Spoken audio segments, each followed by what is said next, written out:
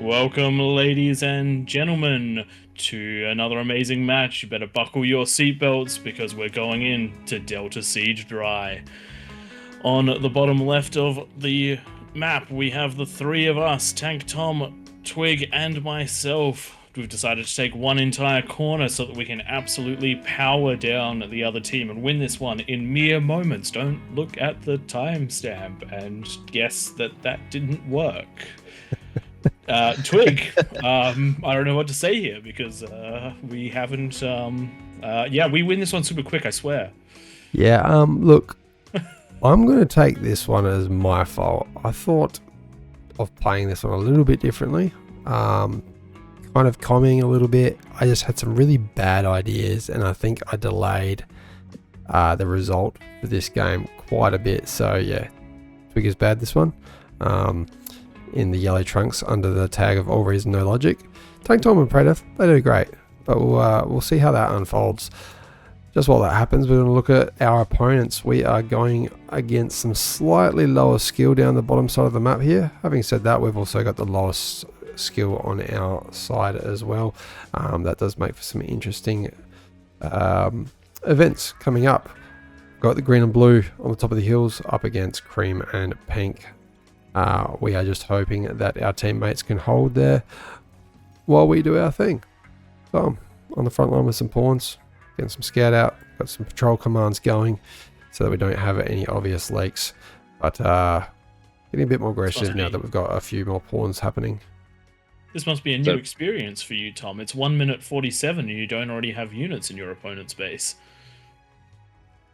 Yeah, it is different. Normally I just go charging straight on through. I think this time I was actually trying to get a few units together rather than just going full send off the start. So the question is going to be, can you win a game without a massive advantage at the 1 minute mark? Oh wait, hold on. Never mind, here we go. So let's talk a little bit about harass right here. So you've got 5 pawns heading in. At 54 metal each, that's 270 odd metal. These are not an insignificant chunk, but they are a reasonably hefty chunk, and they are running straight into the comm right there, which is not the ideal start, but at least a lot of those wrecks did get cleaned up, which means that you're not going to be in the position where they're going to get that metal as well. This is one of those things where if this happens, you have to be ready to divide your units. One of the things that we noticed, Tank Tom has had a bit of a build queue going on in the base, but there wasn't complete attention there because the sight range of those pawns should have allowed for microing around it. When you send units in, when they start getting danger close, you need to have your base running as you need it to run so that you can immediately turn around. We've seen it in some of the intermission games, where players like Cookie manage to change the course of their units the moment they see the comm, and that's going to make a really big difference. And now with that metal down, the gap has opened up for the opponent to get units into your base. Thankfully, it's only going to be a couple of ticks, and it has been pinged out. You are looking, and you have caught him with a pawn, which means that no real damage has been done just yet.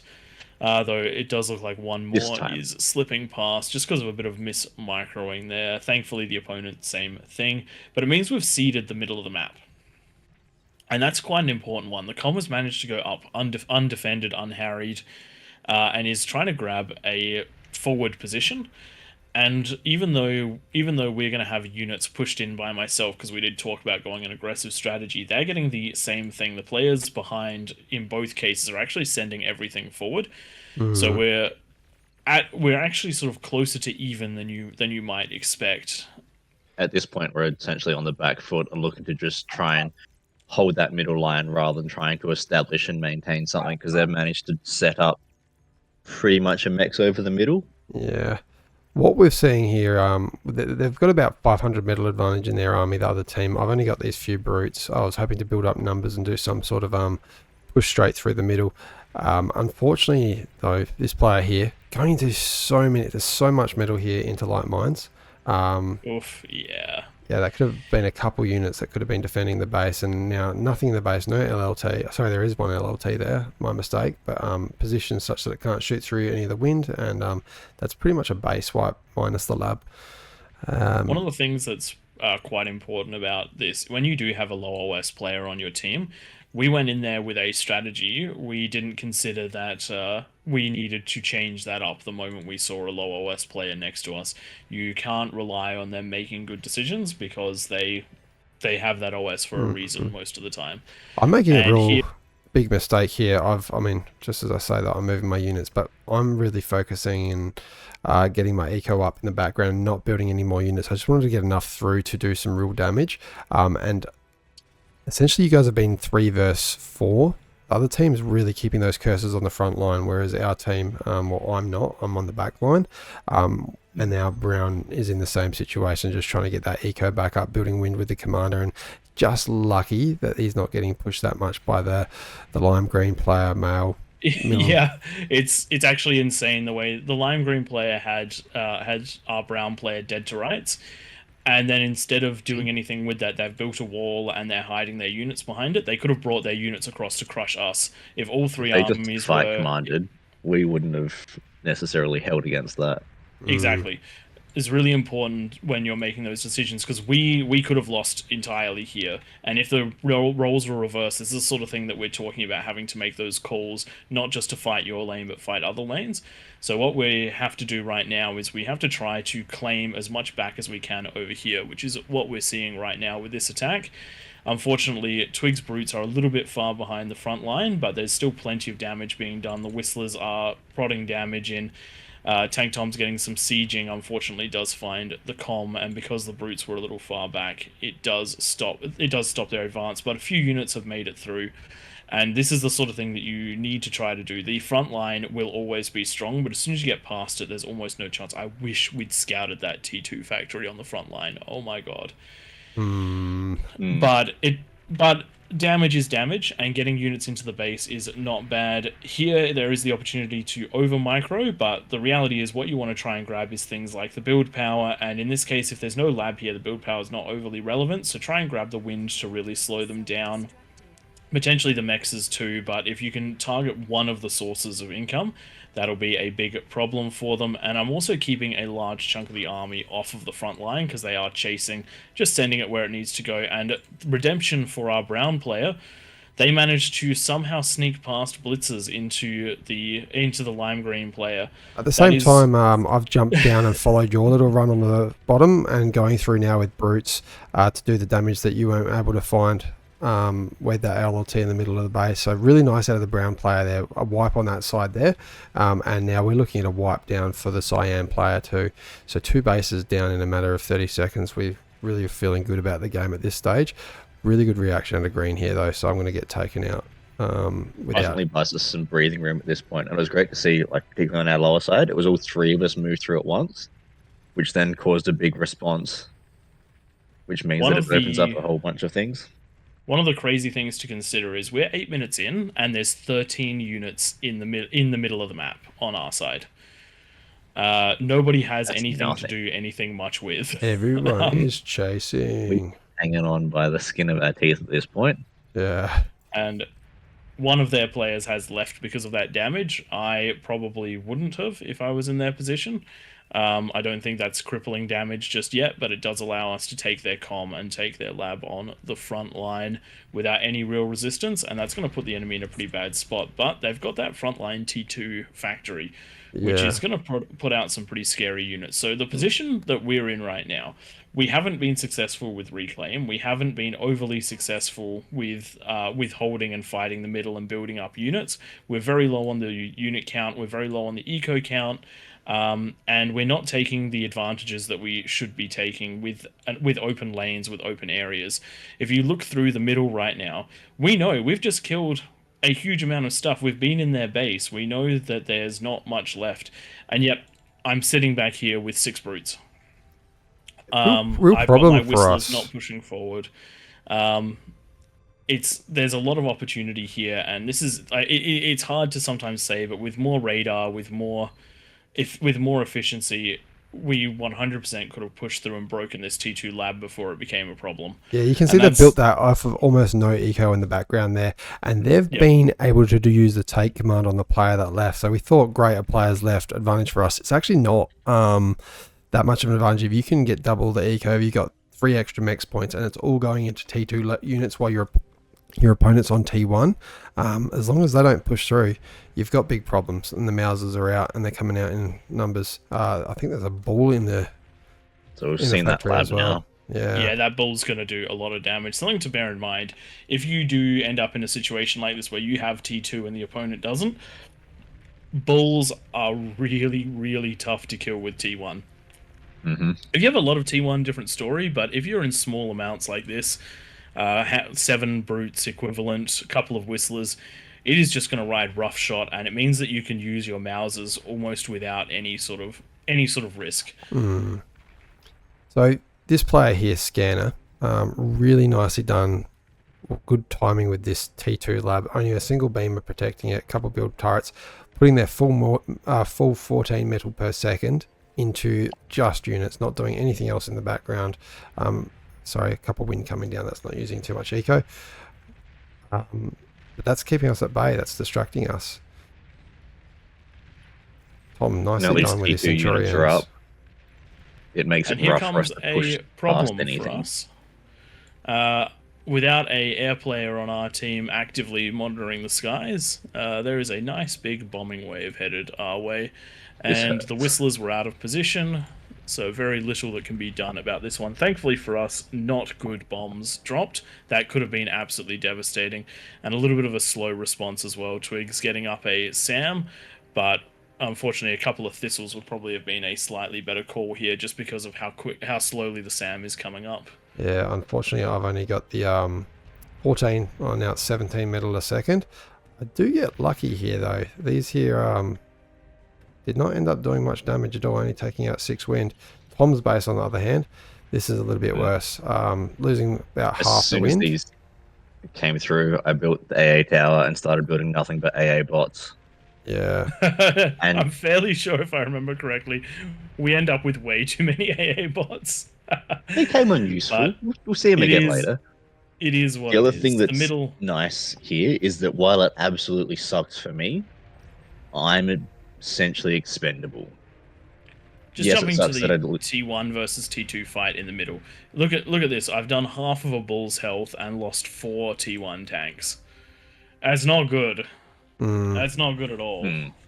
And we're just trying to keep them pushed back. I'm trying to keep the whistlers harassing, trying to keep the bulls engaging, just so that we can get our own T2 up the front to try and fight this.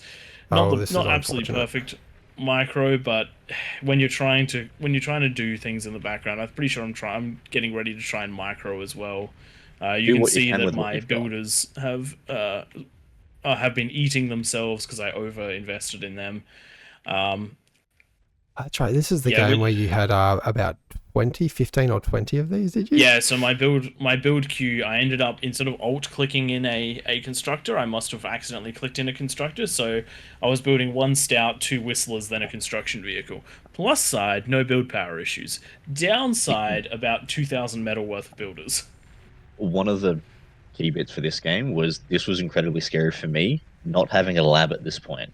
So because I didn't have the economy to build anything, I ate my lab, sent the metal back so that we could get T2 units out. That was my idea, and this is where I think I started stuffing up as well. You need to rebuild. I was giving you units, like you need to focus on your base, and I was like, Tom, here's all these units. Rather than building your own, I'm just going to give you units. I think the problem with these is they need to be protected by something, and I had nothing to protect them with. Yeah. Quakers function very similarly to the to their Mausers. Really strong artillery, good range, decent speed, but they have 2 bulls in front of them. We have some T1 units in front of ours, which means that even if they decide to sack their bulls, they'll be able to actually run into the Quakers and probably destroy them. A single gunslinger really chasing your commander, this is not good. This is really not good. And all these mines just go pop to that commander. So that one gunslinger took out that entire 100% of the health that the commander had. The best thing you can try and do is get a D-gun off with those, but Tom has no energy in this situation.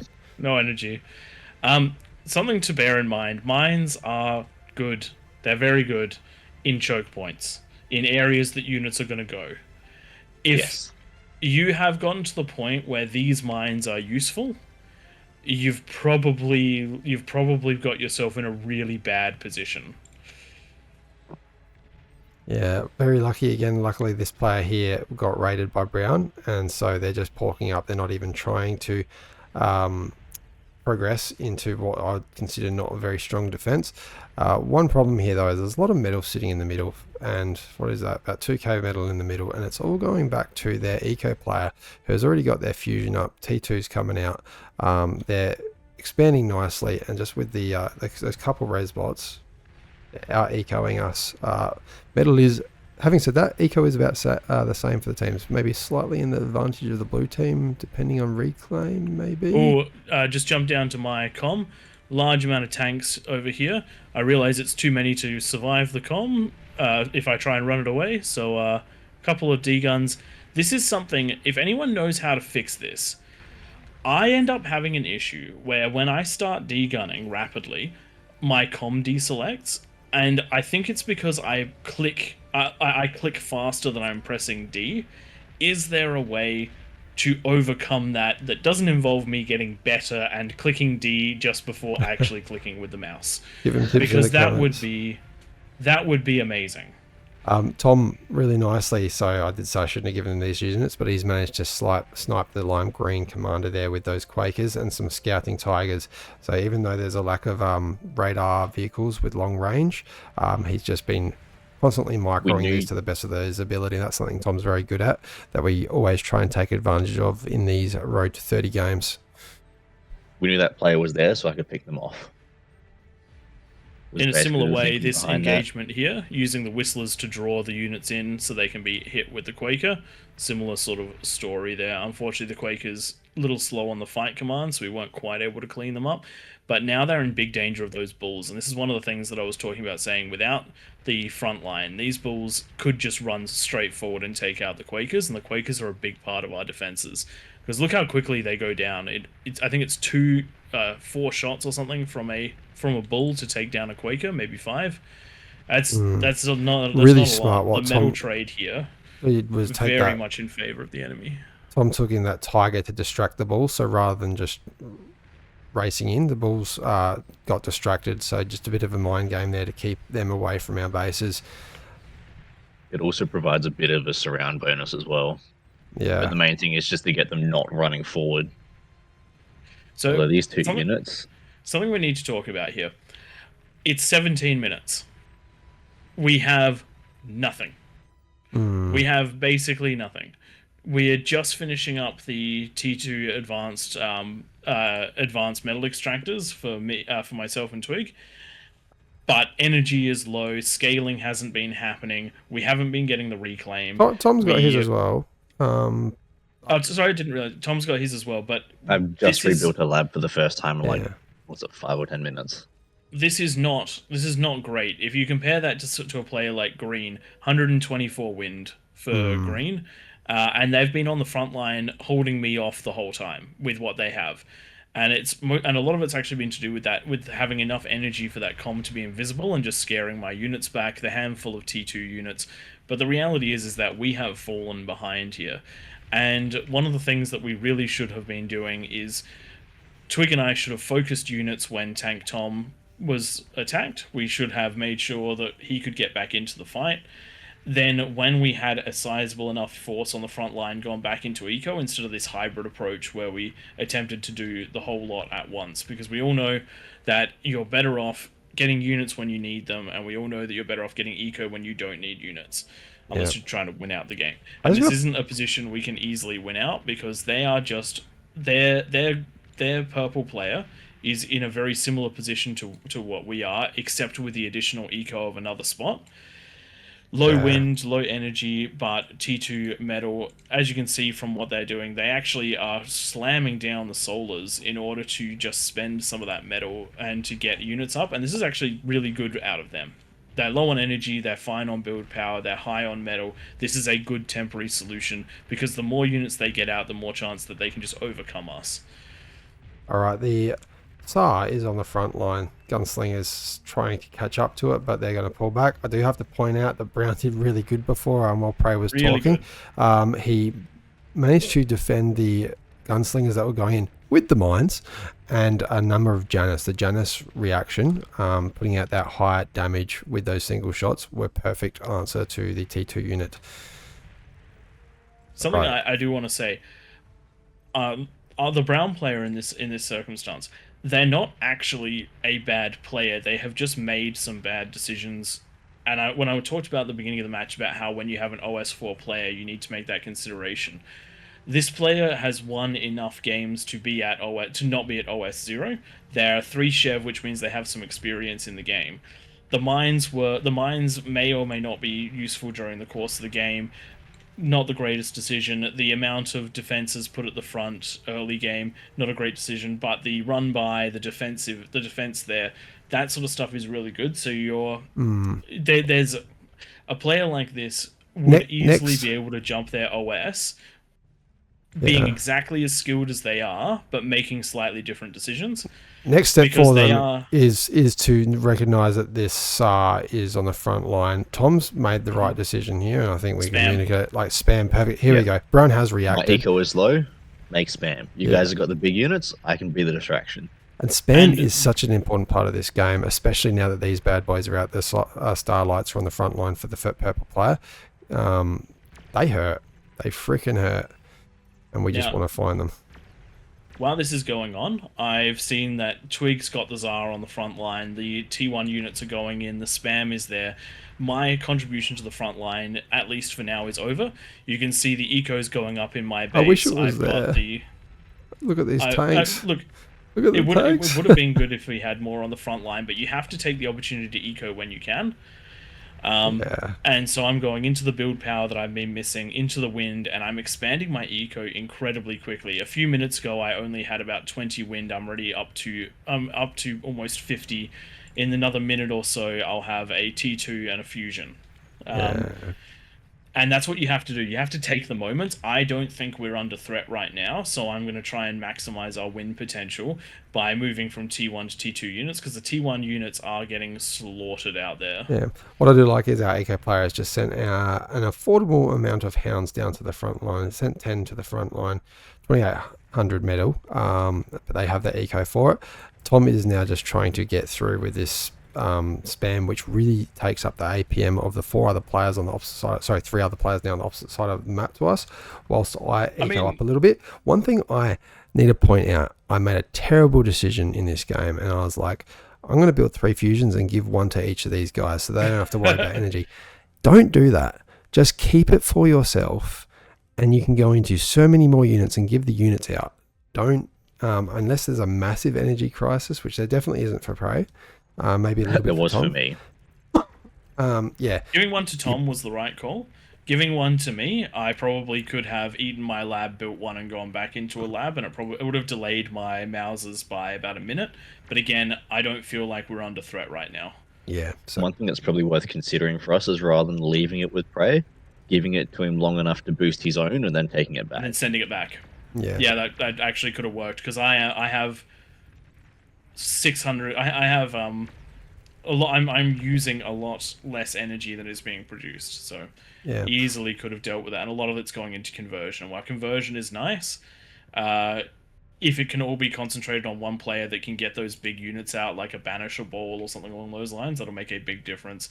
Also, just noting that Tank Tom has done something which I see a lot of players not doing, and I very much so agree that this is the right call. Letting that spam build up, because it was just running into this wall of gunslingers and sharpshooters and not doing anything for it. It gave us enough information to know where they were and what they were doing. I've then stopped it so that we can get a mass, so that when we do push, we've got a whole bunch of things that can go at once.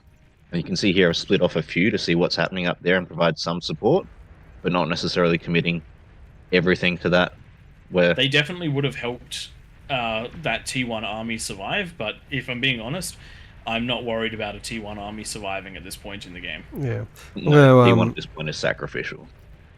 Just one thing we didn't do well on this map was zoom out a little bit. We had, I think, the better control of the front line for the majority of this game. We didn't even try and go up these ramps. There is not that much there. A couple dragon's claws, but really it's probably mine and Prey's fault because we're the ones on the back line a little bit more. Tom's constantly on the front line. We should zoom out every now and then and just make sure there's nothing to really impact the game. As a backline player, you're meant to help, I guess, be the coach there. Make some suggestions. So, sorry, I just want to point out what's happening right here. We try to do a fail attack on the front line, and we realize all the units have pulled down towards the bottom of the map.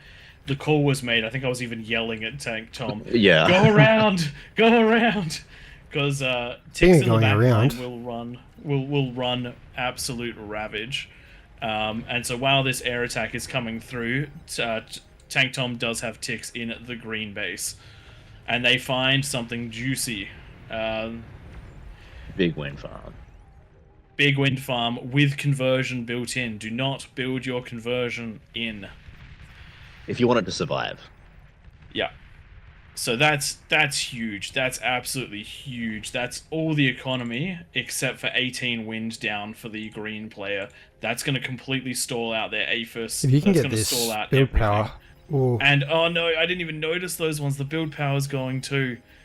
And that's the power of making a good call and not wasting the spam. Real smart thing is building these extra 6 out here separated away, so at least they've got the ability to rebuild that build power pretty quick. Having said that, they don't need it. They just need to get that APHIS up online. And we've realized that. We're like, we should probably win this. We need to go. We need to go. I think that's what's happening here is you've got a lot of Mausers. I've got some Banishers.